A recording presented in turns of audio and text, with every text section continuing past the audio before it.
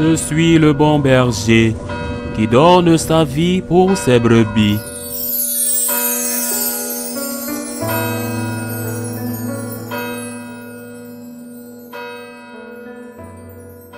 En ce temps-là, Jésus disait à ses disciples, « Je suis venu apporter un feu sur la terre, et comme je voudrais qu'il soit déjà allumé, je dois recevoir un baptême, et quelle angoisse est la mienne jusqu'à ce qu'il soit accompli. Pensez-vous que je sois venu mettre la paix sur la terre? Non, je vous le dis, mais bien plutôt la division. Car désormais 5 personnes de la même famille seront divisées, 3 contre 2 et 2 contre 3. Ils se diviseront, le père contre le fils contre le père, la mère contre la fille et la fille contre la mère, la belle-mère contre la belle-fille et la belle-fille contre la belle-mère.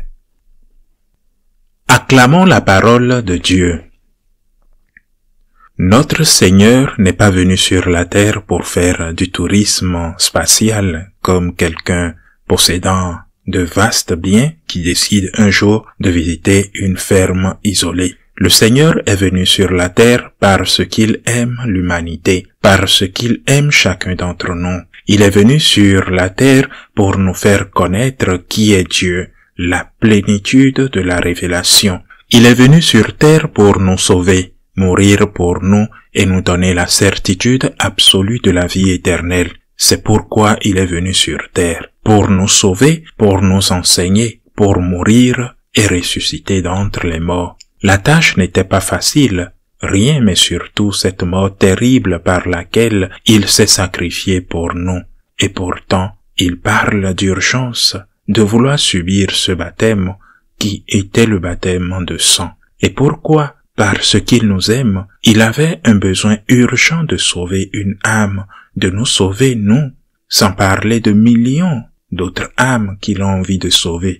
Les saints ont toujours eu cela à cœur. Il existe une différence qui caractérise chacun de nous.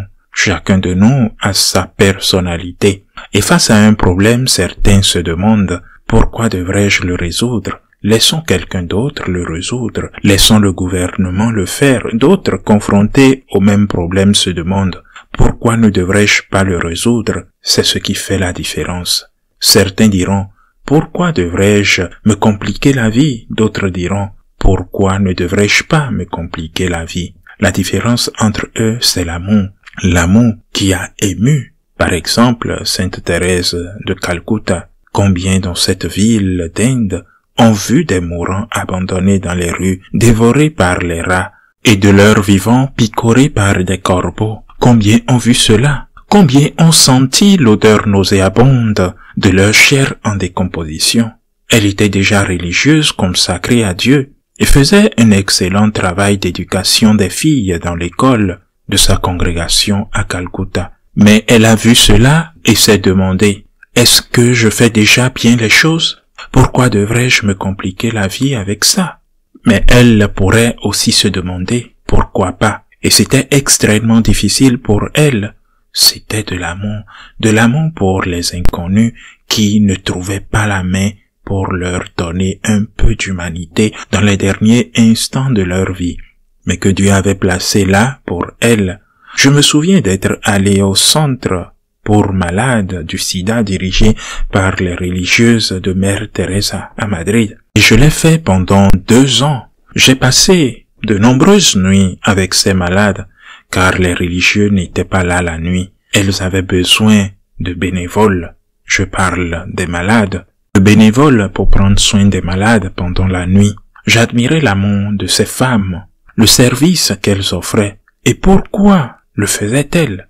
Par amour pour Jésus et par amour pour ces personnes. Demandez-vous, ai-je assez d'amour pour croiser une personne qui souffre et lui dire « ce n'est pas mon problème » Ai-je assez d'amour pour croiser cette même personne et lui dire « oui, c'est mon problème, je ne la connais pas, ce n'est pas mon problème, je ne l'ai pas frappée, volée ou gravement blessée en chemin comme le Samaritain qui rencontra l'homme en route pour Jéricho. » Le prêtre vit et dit « ce n'est pas mon problème, ce n'était pas moi. » Le Samaritain le vit et dit « oui, je peux faire quelque chose et je dois le faire. Je ne peux pas résoudre les problèmes du monde, j'aimerais bien. J'ai du mal à résoudre les problèmes du monde, certes, mais mes problèmes, mes propres problèmes, ou ceux de mes proches, c'est ce que je dois essayer de faire, c'est ce que je dois essayer de résoudre. Le Seigneur ne vous demande pas de faire de grandes choses, des choses extraordinaires. L'humilité consiste à faire les choses selon votre capacité, à faire les choses pour les personnes proches de vous, pour les personnes que vos yeux d'amour voient, à être gardien de l'autre, à être responsable de l'autre. Mère Teresa disait, et j'adore cette phrase, le bien que je peux faire est comme une goutte d'eau dans le désert, mais cette goutte d'eau est de ma responsabilité. L'amour de Dieu nous presse, nous sommes pressés, l'amour de Dieu nous presse. Le Christ a été pressé par ce qu'il aimait. Il a été pressé de voir l'humanité qui ne connaissait pas Dieu, qui était victime de ses propres instincts. Il a été pressé de voir combien de personnes allaient en enfer.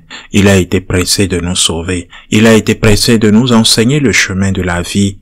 Il a été pressé pour toutes ces choses-là. Il est devenu homme précisément pour cette raison. Je suis venu apporter le feu sur la terre. Je ne suis pas venu pour me promener ou pour faire une visite. Je suis venu apporter le feu. Et la conséquence inévitable, nous le savons, 2 contre 3, 3 contre 2 dans une maison. Et pourquoi? Parce que certains disent, ne te complique pas la vie. Et peut-être le disent-ils dans ton intérêt, ne te complique pas la vie. Mais d'autres entendent la voix de Jésus qui leur dit, si tu m'aimes, complique ta vie pour moi, comme j'ai compliqué la mienne pour toi. Et ils le font, et ce sont eux qui, au nom du Christ, collaborent au véritable salut du monde. Ainsi soit-il.